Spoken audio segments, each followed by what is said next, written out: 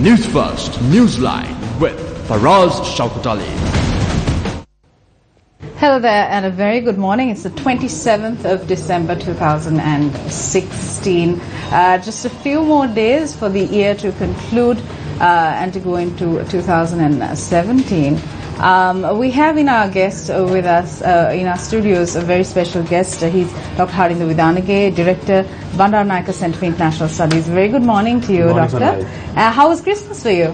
I had a very short break, but at least it's Back to very work welcome. now, no? Back to work, yeah. Right, okay, great. So, Dr. Vidanage, your area of expertise is international relations.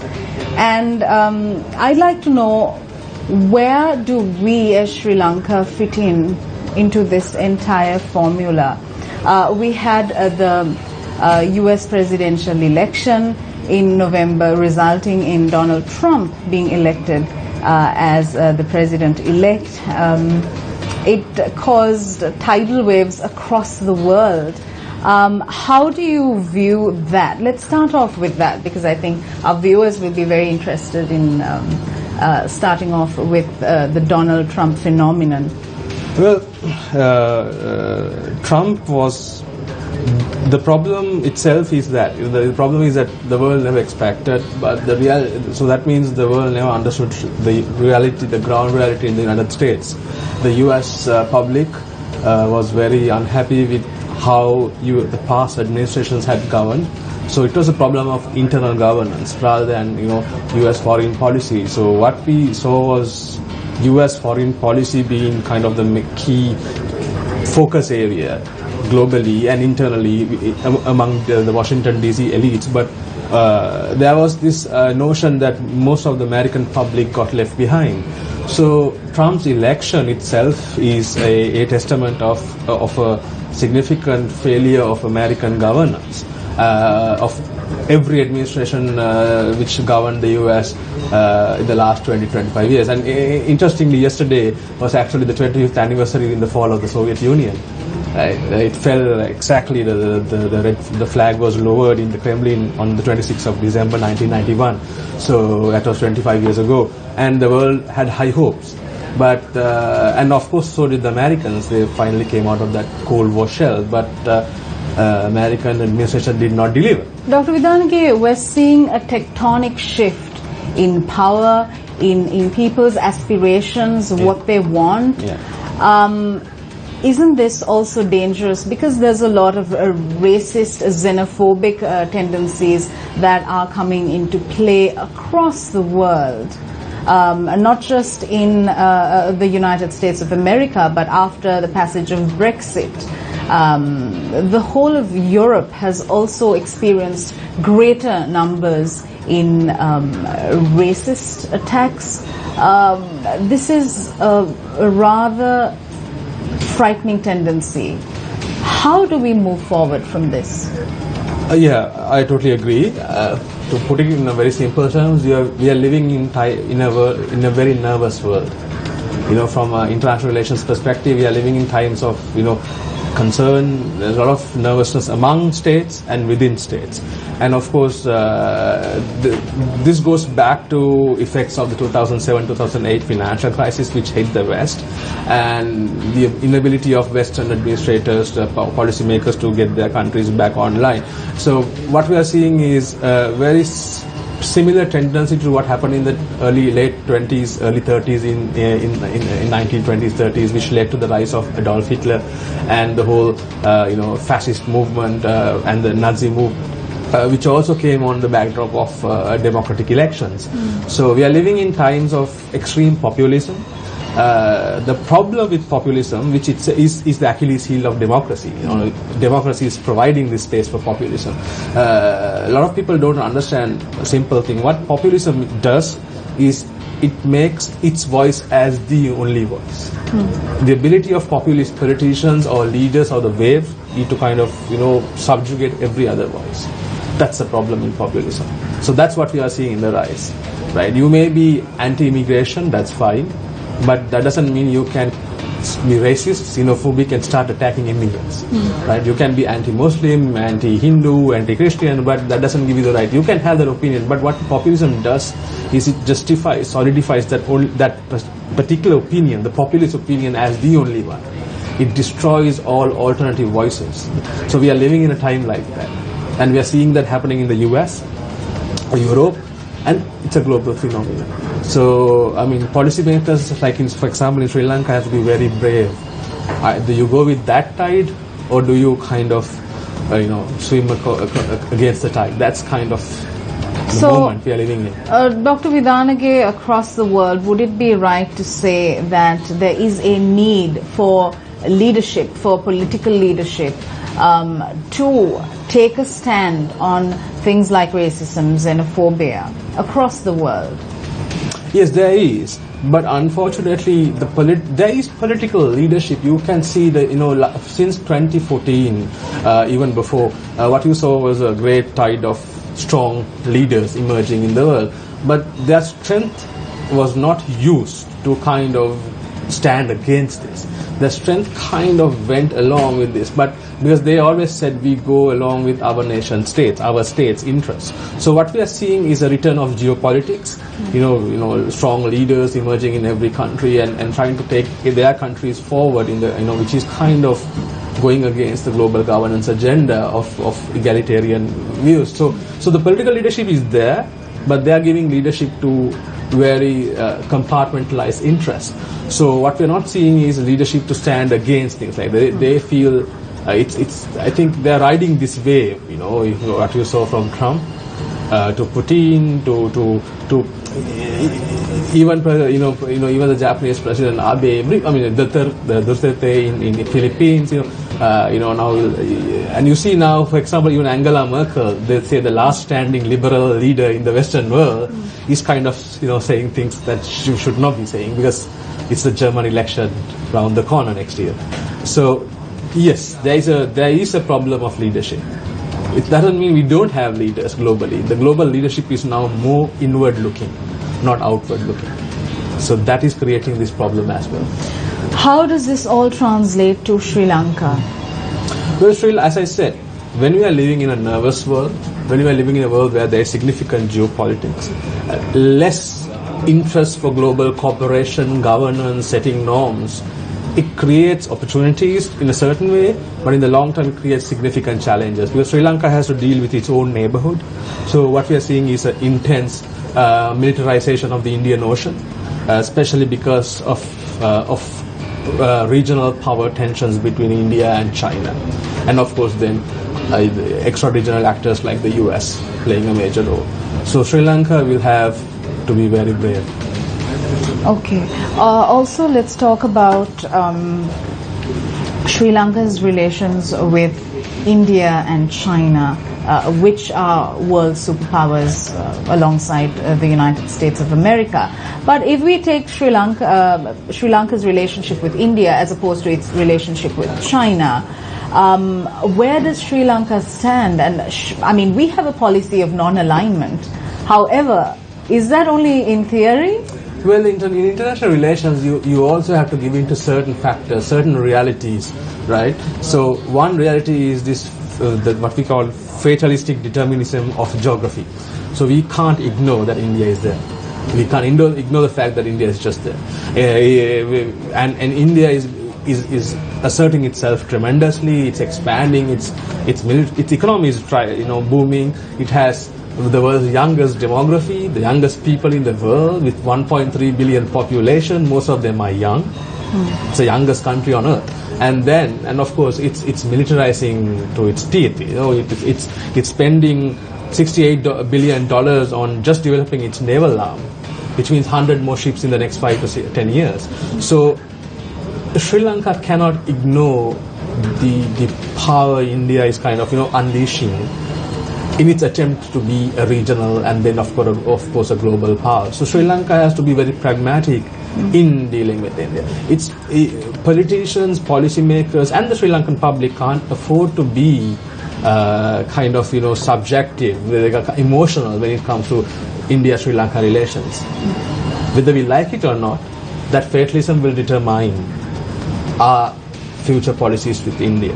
And we have to be mindful that as a country which has good relations with both India and China, it's going to be tremendously difficult, challenging to kind of balance. I don't like the term balance. This is the 20th century way of looking at world politics. Okay. Trying to play out one country with another, trying to be non-aligned. I think we have to be much more smarter than that in dealing with, because it's a very complex world. There is too many interwoven interests. We have to acknowledge India is there, but we also have to acknowledge that China's new policy of one belt, one road, which is their classic, entrance into global stage, using a more for economic route, very similar to what the Dutch did during their expansion. If you look at all the Dutch bases, starting from Sri Lanka to going down to Indonesia, Malaya. So China is taking clearly, so we cannot ignore that as well. So we have to use to our advantage the one belt, one road policy. We should kind of keep pragmatic relations and very strong, good relations with India. That takes a lot of smart diplomacy, strong policy making in at home, which is a bit hard because we are living in a time of grand coalitions, and grand coalitions tend to be sometimes grand failures in certain aspects, but grand coalitions are very challenged when it comes to making specific policies. You speak about strong diplomacy and policy making. Does Sri Lanka at this present juncture possess the ability to display those skills, given the fact that we're competing with or negotiating with world superpowers, China on the one hand, India on the other? Or do you think that we'll get bullied into just doing as they are? Well, the fate of small nations, small powers, has always been the fact that they were bullied by some regional or a global power.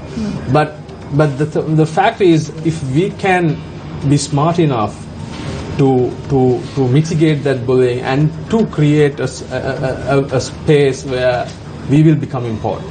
So, for example, as I said, there is intense militarization in the Indian Ocean, especially with Indian and Chinese naval, deployment within the ocean, which provides space for something like what we call naval diplomacy for Sri Lanka, because Sri Lanka will be a very important location in this context of naval struggles between India and China. So we can use our location, our venue, and of course because we are living in a time of that competition, we can use that to our advantage. So that's where I think we need not strong diplomacy, but a real smarter form of diplomacy if we are to thrive in the 21st century. Do we possess it at the moment? I think we have the resources. How you deploy it is the challenge. Okay, so deployment is well, I think they should be deploying our resources. Sri Lankans, we had brilliant diplomats in the past. We had diplomats who had done great, but we don't need diplomats who are just mere performers. Diplomats who have smart heads and the heart in Sri Lanka. So. Dr. Vidanage, I'd like to contrast the previous administration in Sri Lanka with the present one. Okay. Former President Mahinda Rajapaksa and current incumbent President Maithripala Sirisena, the reception from the world fora has been very positive when it comes to this administration. However, how does that translate into actions? Well, I think there itself is a challenge to the current administration, because there is the Western geopolitical world. When I say the Western geopolitical world, that means the North American, the Western Europe, Japan, Australia. You can sneak in India, of course. There is a lot of expectations, coming on our tiny country. As I tell my students or anybody who is having this conversation, Sri Lanka is the exception in the democratic world. The democratic world is actually voting itself to be more racist, more xenophobic, more nationalist. Right? It's bringing in governments to power which are kind of not serving their public. They're going against the whole spirit of democracy. But Sri Lanka is a country in a way which managed to keep the hope of democracy going. You had a legitimate election, you had a significant battle, and of course democracy prevailed in that particular instance. But now that itself is a challenge. Now the country has to kind of address those expectations. So I think we have to be a little pragmatic, nuanced, and understand. It doesn't mean we have to go. We have to show the world that we are doing great. I think we have to. The current administration have to understand our own challenges. Our own challenges are one of the primary challenges we have is dealing with this Indian Ocean. How, especially dealing with India-China relations, and also what role the US will play. But we can't ignore the fact that we have to go for more bilateral relations with individual countries in the future, as the existing global order is kind of faltering. So I don't think we can find much success pursuing interest in existing forms of arrangement. So probably we may have to look at alternative ways where we can reach out to friendly countries. For example, I heard the current president will be traveling to Russia in March 2017. That's the same month we have the Human Rights Council resolution coming up, which I think is a smart move. I think that's my take on it. Yeah. Okay. Also, let's talk a bit about foreign policy in Sri Lanka. Dr. Vidanage, how do you view the concept of Sri Lankan foreign policy? Is it a fictitious concept, or do we actually have a foreign policy that is solid? Yeah, well, let me go back to we started with Trump, right? The Americans thought they had a foreign policy, and so as I said, 25 years after the end of the Cold War, everybody realized Americans have done really bad on their foreign policy. So they have faltered so much. They have created 2 wars. So of course, Sri Lanka's foreign policy itself, of course, there is something called Sri Lankan foreign policy. We had great, diplomatic overtures. We had the success. We had the non-alignment. Of course, the non-alignment movement. Many other countries take the credit, but the idea was conceived in Colombo. We had Madam Sirima Bandanaga, one of the best diplomats, they say, who came from Asia. More and more, I think what people should understand is a country's foreign policy is influenced by its domestic policy. Okay. To a certain extent, it's the extension of a country's domestic policy. Sure. So that's why, for example, when Trump won, a lot of people in Sri Lanka were happy, thinking, because Trump was more inward-looking, didn't care much about human rights. So that's because that's Trump's domestic policy. Because So Sri Lanka's domestic policies have shaped Sri Lanka's foreign policy, and our domestic policies in the last few years or couple of decades have been complicated by so many challenges. We had a civil war going on, ethnic conflict going on, and then we had a post-war period where there was intense solidification of power into one branch of government, and then we had a major challenge to that. And to challenge that, they had to create a grand alliance, what you call a grand coalition of the 2 ruling parties in this country, which has taken us here to where we are now. So we are kind of plagued with these complexities and complex challenges. That, in a way, I feel is hindering the ability for us to formulate a very clear, and engaging foreign policy. But just to add to that, no country in the 21st century can afford to have one narrow or one kind of fixed type of foreign policy. So there has to be variables. It has to be adaptive policies, because even now countries are trying to adapt to what's happening. 21st century just started 16 years ago, but now every country is struggling to how to deal with these situations. So it's the same for Sri Lanka, with a little more complications because of our domestic political situation. But Dr. Vidanage, thanks to social media, we are now aware of what takes place in the world within seconds of situations happening. One of the best examples is what transpired last week with the Turkish ambassador to Russia being gunned down, and the whole scene being caught on camera. Yeah. I'd like to contrast that with the situation in Aleppo, which is also rife on social media. How do you view this? Well, social media has become a significant challenge. We are talking about diplomacy. Social media is great in a certain sphere. We think everybody can express ourselves, but it's also creating so much of spaces for what we call misinformation. So, we're looking at the US election now, everybody's blaming the fact that, blaming Zuckerberg, saying Facebook allowed so much of misinformation to be construed and to be spread. So, that's one side of it. Then you see things like the assassination. So that's why when it comes to policy making and diplomacy, diplomats, foreign policy makers now doesn't have the luxury they had 20, 30 years ago, which means you have to do things on knee-jerk reactions. Sure. So now you had the Russian ambassador to Turkey being assassinated. So what does Russia do? Russia has no time to reflect. So that is creating huge challenges for states. Governments were not made to act that fast. So one of the biggest challenges social media had done, the internet in general has done to politics, is the fact that it has accelerated the need to make decisions fast, which means that's not a great thing.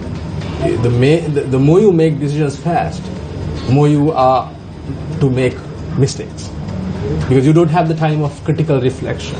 Because everybody with Twitter, what everybody has done is every single person who uses Twitter has become a journalist.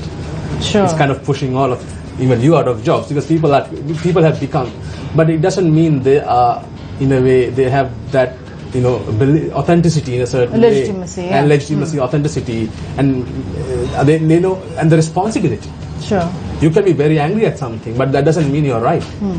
That's the biggest problem. What social media made, and it kind of helped the populist movements that we are seeing now. Not just populism, but all the radical movements.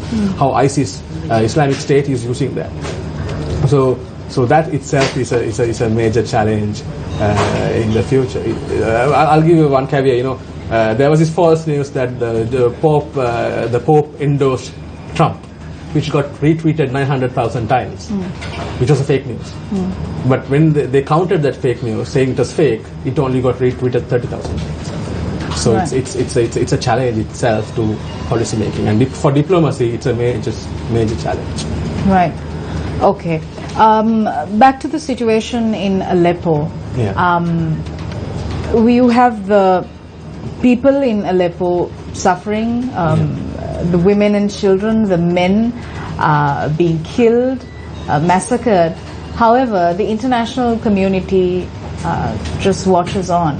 Yeah. How do you view this? I mean, there's the United Nations, there are other agencies, there are NGOs, INGOs, there are governments. There's an entire world watching while this situation is going on. And this is just one example.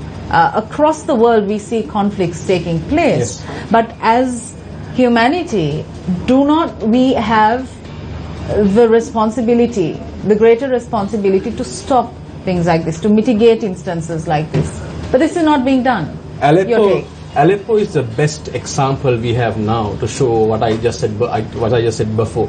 We have re-entered what we call a geopolitically intense world. The world, countries have more geopolitical interest than governance interest. They are not interested in, they are more interested in making their position heard, making themselves more powerful, assertive. So Aleppo is a classic example where that meets Russian interest, Saudi interest, Turkish interest, American interest. So none of their interest is saving the people. Their interest is asserting themselves in a conflict to show their supremacy. So Aleppo is a classic case of the 21st century where it gives a concrete example where the world is no more interested in those things, in things like saving people. So it also shows Aleppo itself is a kind of catalyst to show that the old world order is ending in a way where the UN was rushing to save people, which came after the massacre in Rwanda in 1994. You had R2P, you had the UN being pushed to save people in conflict zones. No more. What you're seeing is a geopolitically charged world where geopolitical interests are trumping the existing world order norms. So Aleppo, Yemen is a classic example of that. right? Nobody's talking about Yemen. Myanmar is a classic example of that, right? Everybody was so enthusiastic about Aung San Suu Kyi, but what's happened in the Rohingyas in Myanmar is so tragic. So globally, what you're seeing is nobody cares anymore about the global agenda. They care more about reasserting themselves in the global stage. So is this the way forward, Doctor? Of course, so this is the problem with the demise of American hegemony in a certain way. I'm not trying to say the American hegemony was good, but the American hegemony to a certain extent managed to keep certain things going. The Americans were very, they were very hypocritical. They tortured, they bombed, but in a way they managed to keep to a certain extent this system going. When they are receding, there's a massive vacuum for global regional leadership. And many countries are trying to fill that, from Iran to India to Russia to Japan. Right? Japan is no more a peaceful state. They withdrew that legislation last year. They are putting 5 trillion yen in the next 5 years to increase their militarization. Massive. Unheard since the Second World War. So we are looking at, that's why I started this conversation saying we are looking at a very nervous world.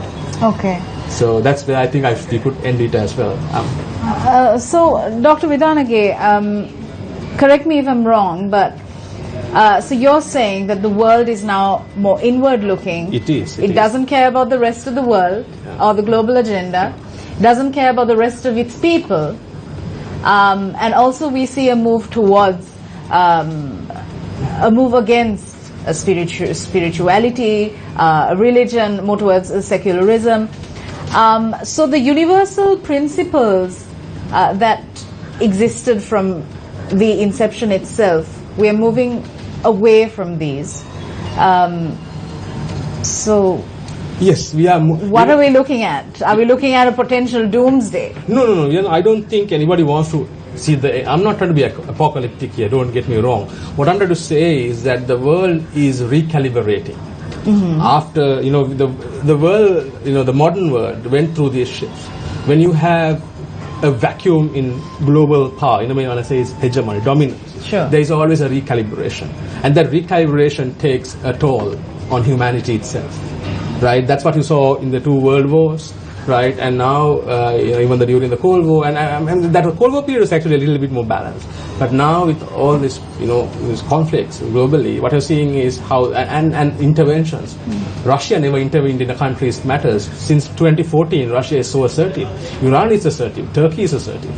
Japan, China, Australia, right, India.